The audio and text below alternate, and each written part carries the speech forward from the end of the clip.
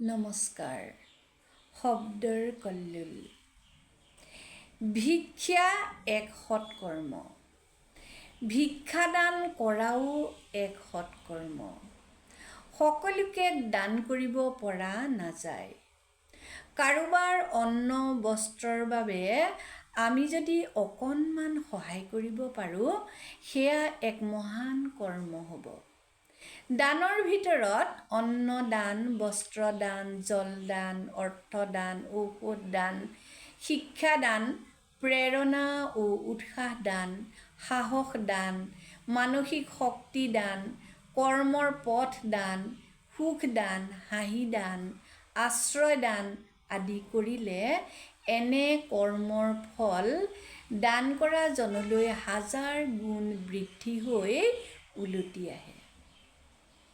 আৰু যিজনে দান লয়, তেওঁ অন্তৰৰ পৰা শতকোটি সন্তুষ্ট হৈ আশীৰ্বাদ দিয়ে।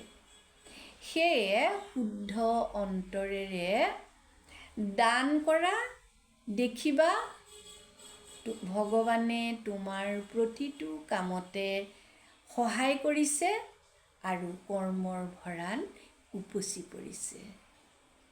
ধন্যবাদ।